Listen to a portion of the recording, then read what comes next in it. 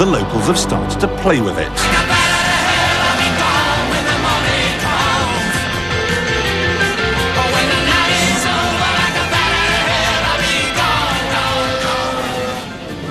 Steam pours out of the ground. There are 200 active volcanoes here. Mud boils. This is where you'll find the town of Jezza, the third biggest waterfall in the world, the biggest glacier in Europe. Neil Armstrong came here to train for his lunar walk, and I'd like to bet that after this, the moon was a bit of a letdown. This geological lunacy is matched by some of the laws and customs here. In Iceland, no one has a surname. There's no Icelandic word for please. Until very recently, beer was banned. There was no television on Thursdays. And perhaps strangest of all, road traffic laws applied everywhere. You could build a racetrack right here in the middle of nowhere, but it would be subjected to a 70 kph speed limit. Now that meant that this huge natural playground was a no-go area for motorsports. However, in 1981, the law was changed. This is what they came up with, off-road racing which defies belief and the laws of gravity. They build a course through the lava, not caring that some sections are completely vertical. Hey baby, I'm gonna pick you up. Naturally, things often go wrong. But no one has ever been killed, or even mildly mutilated, or even slightly drowned.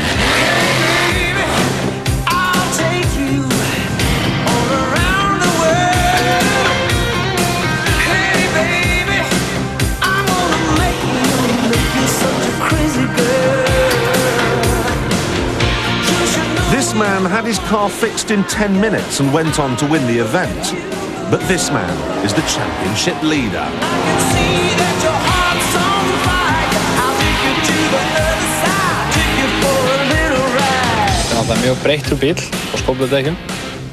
It's a very awkward car to drive with the big bucket tyres and a Chevrolet 350 series engine developing between 700 and 900 brake horsepower. It has a device under the carburettor that sprays nitro into the engine, working off either a switch on the dashboard or when you put your foot flat on the throttle. The crowds know, and they know that they can't get up some of the cliffs. So why do they try? Sometimes you'll see a steep hill that you know you can't climb, but you'll try and just make the most of it.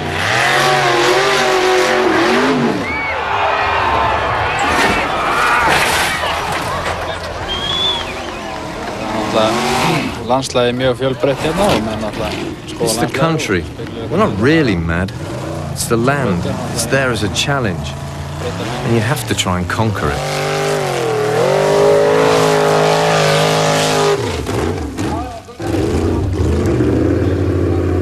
This is easily the most worrying thing I've ever done in my life. I'm alongside a complete madman who's going to drive me up a cliff in a 900 horsepower Jeep. You might wonder why I've got my hands underneath my bottom. Well, it's to stop them flying out if we roll over. It's also to keep things in. I am scared witless.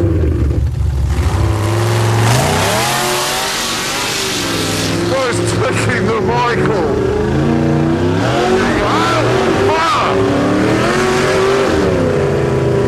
It's a joke! Ha ha! How are we staying up? This is impossible. Oh, no. Oh, I want to be an accountant. If anybody's watching out there who is an accountant and wants to swap jobs, give me a ring anytime. He's not seriously going to drive down there. Surely he's not going to drive down there. Oh no, this is just a cliff face. A straight down! Oh dear, my back's broken. The first car arrived in Iceland in 1904, and when its engine conked out, its owner used to push it to the top of a hill and charge people for the privilege of rolling down in it.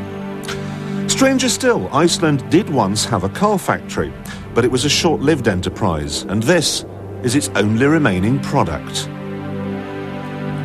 Pabbi var út í Bandaríkjunum, fékk skeyti frá forstjóra. In 1941, his father, already in the car repair business, arranged to buy 108 unassembled Dodgers, which were on their way from Sweden to America, but were stuck in Iceland because of the war.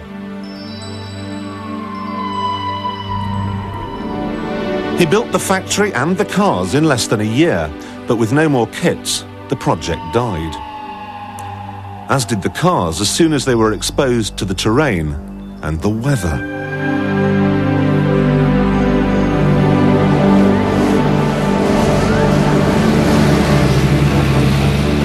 Iceland didn't really get motivated until it was introduced to the Willys Jeep. The newfangled four-wheel drive system opened up the middle bit of their extraordinary country, sort of Scotland on steroids. Four-wheel drive brought Iceland into the 20th century. It replaced the horse and enabled people to travel more easily. And with the boom in travel came the need for a transport ministry. Naturally, they needed someone to run it. So who did they get? This man, the president of the drag racing club.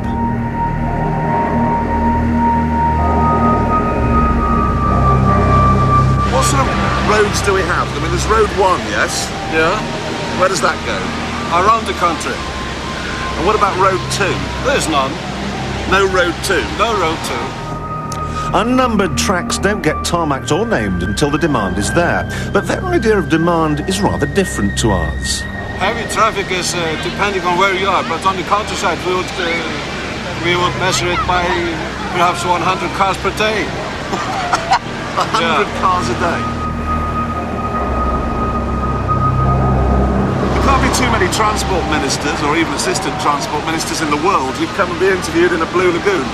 Do you think so? No, I don't think we get our transport minister out like that. It's quite natural for us, yeah.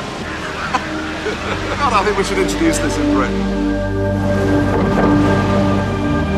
No one complains about the big bridge on Road 1. It was paid for by the Icelandic lottery and surfaced with wood. Quite a luxury in a country that has no trees.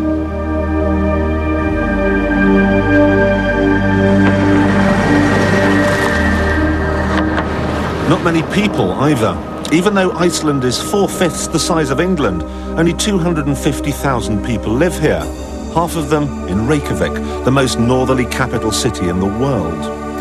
It's a fairly normal-looking place, but there are reminders that it's stuck on the edge of the maddest and most bewitchingly bewildering place I've ever been to.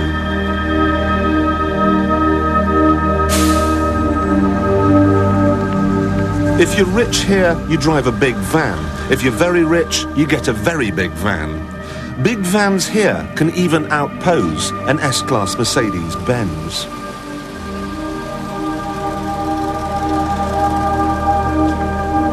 Here, nothing is ever how you expect it to be, which is okay because hardly anyone knows what to expect in Iceland. In lots of countries, when I was there, especially in America, they didn't know anything. It was like, do you live in igloos? Do you have cars? Have you got electricity? Or do you live there the whole year round? Or do you move to Africa kind of thing? So it's like, they don't know anything. Last year, 10 people died of hypothermia after falling in this lake. That's got nothing to do with the story, but I want you to know just how brave and manly you have to be to take a wave runner out on it, wearing jeans.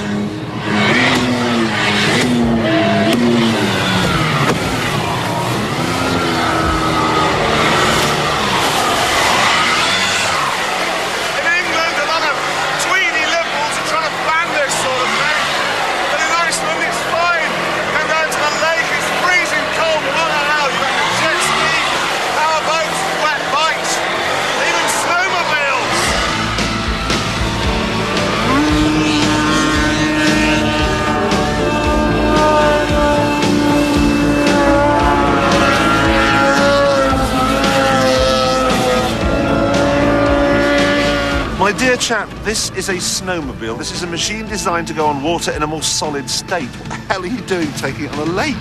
It's just for fun. We just were wondering if it should go on water, and then we tried, and it worked.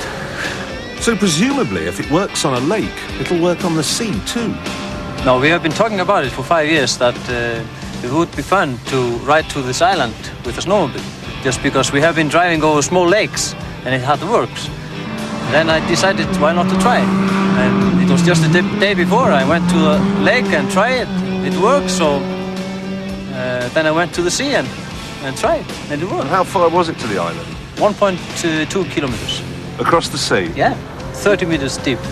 You are a crazy guy. Nearly as crazy as me, this 180 horsepower machine has all the buoyancy of a cathedral, and I'm going to drive it on water.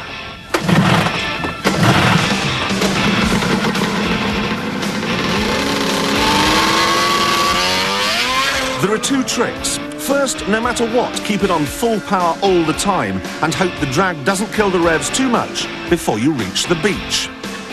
Second, look cool.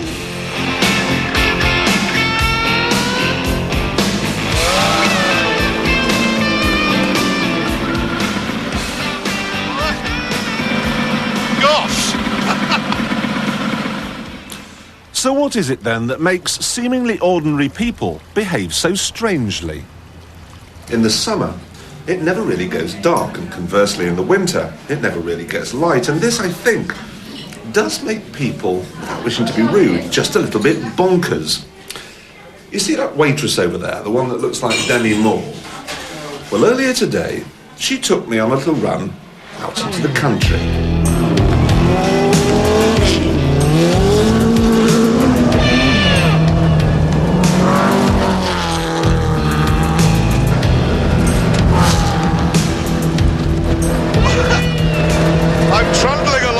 Icelandic back road. I'm trundling now off an Icelandic back road. Past huge volcanoes, through seas of lava with antediluvian deposits everywhere. And we're doing, about 100. I know this is pretty abnormal to most people in the world, but in Iceland, no one seems to bat an eyelid. My dad was racing. This one time he took me for a drive in a race car. Really fast. Took me and one of my girlfriends, and we loved it. And just 2 weeks after that, we raced together in the country. There's not much traffic on the roads we drive when we're racing, so it's easy for us to go there and practice.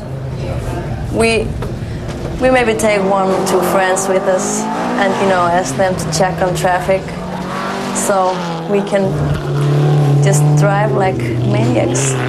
Do the police know about this? No, they don't. They do now. In fact, the police don't really care, because 80% of Iceland is common land owned by the people. And really, it's kind of up to them what they do with it.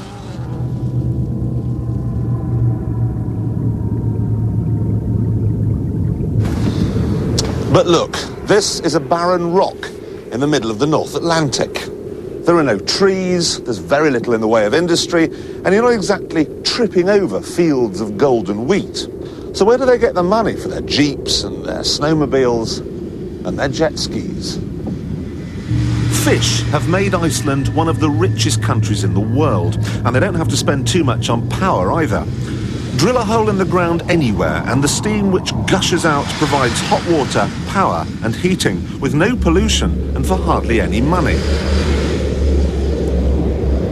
Running a house, then, is inexpensive, but everything else up here costs an absolute fortune.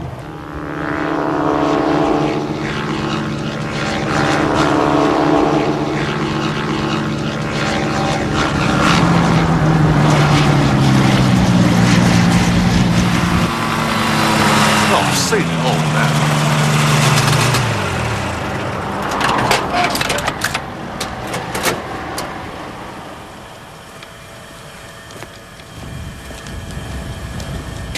Forgive me for interrupting, but is this normal? Yes, for me it's normal. Where else could I find gasoline? So you just land the ultralight, fill it up with petrol at a normal petrol station? Yes. So what are you then, some kind of pilot? Yes, I am a pilot, commercial pilot. And also a reporter, news reporter. I use this ultralight to go out to the remote areas and film them. For the television station? Yes, yes. What a weird place. It's weird, but it's also friendly. No one ever locks their car here, and no one ever drinks and drives. If you knock someone over, chances are you'll know them, and that is embarrassing. To make sure it all stays nice and safe, this concert, for instance, was organised by the Road Safety Committee, who also put out television commercials showing bikers why they should wear leathers. Bikes are big news in Iceland. At night, while everyone else is squeaking along with Bjork, gangs roam the streets, looking menacing. It's Friday night, so you have to go out and have fun. Ride the motorcycles and meet other people. It's just the way we do it around here. We always go every weekend and every night. We ride around town and come here and meet here and just have a chat and talk together. Then we go somewhere and come back. This goes like that all night long.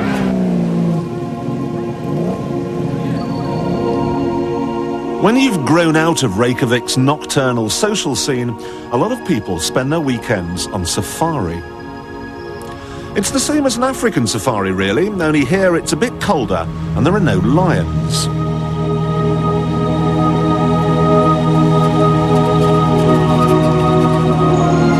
In Iceland, you don't go into the interior to look at nature, you go in there to take it on.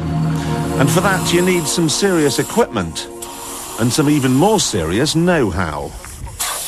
We have to lower the pressure on the tires so we get a bigger footprint from the tires to drive on the snow instead of digging us through it. We go as far as down to 0.2 bar. The cars they use start off in life as Toyotas or Jeeps or Nissans, but are converted for around £25,000 so they can move on the country's most amazing feature, its glacier. Now on snow, I always thought manual transmission was best, but apparently I'm wrong. Automatic is essential. You always have traction to the tires, you don't have to change gears. When you drive very slowly and want to change gears, the vehicle stops. And in steep hills you can always go slower with automatic transmission. But you don't always need to go slowly, and they don't.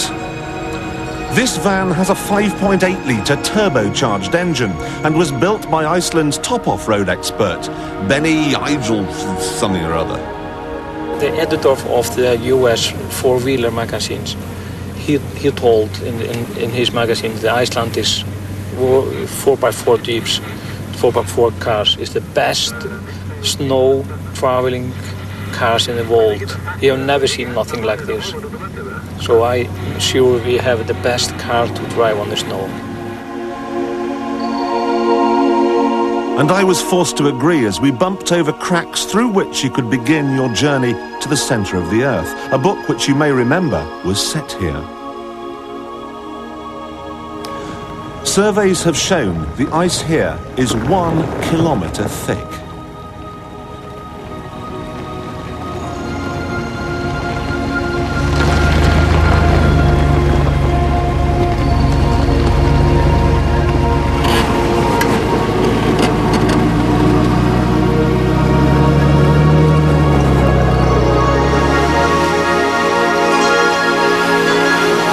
They have a saying in Iceland, if you don't like our weather, just wait 15 minutes.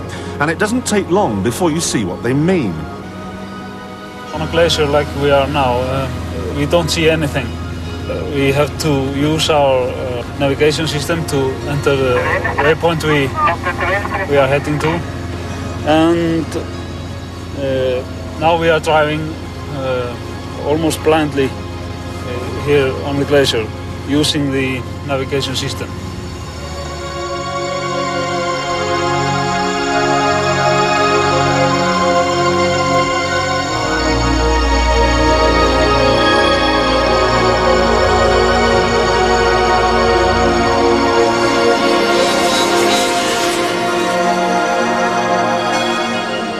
In 1991, a convoy of 850 jeeps with more than 1,000 people on board came up here.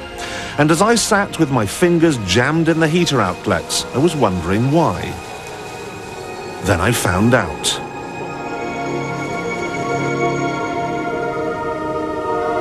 This huge gash in the ice was for me the biggest jewel in the toy box. And of course, the crazy Icelanders just had to go and play with it.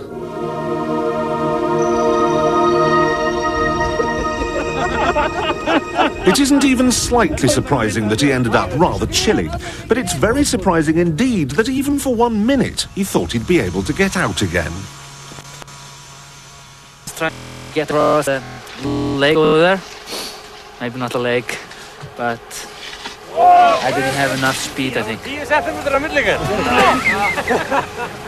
More speed was, I needed more speed. And like Titanic, it went down. If I'd been him, I'd have demanded a hospital and some brandy. But no, he got a table made out of ice, and for lunch, some lettuce.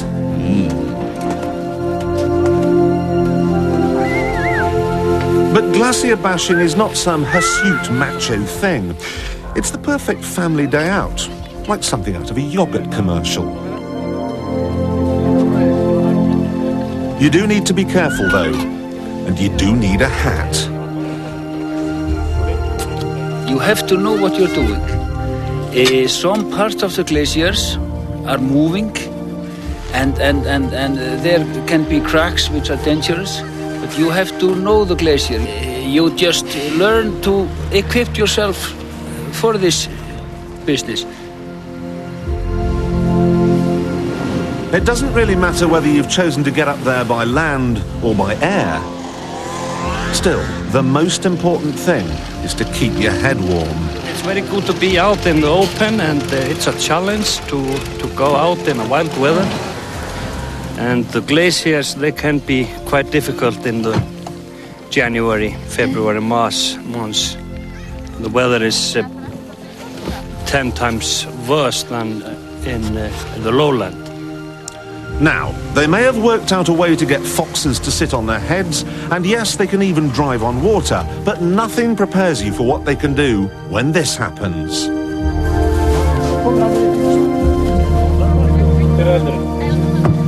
First, they spray lighter fluid into the tyre, and then they light it. Clever stuff.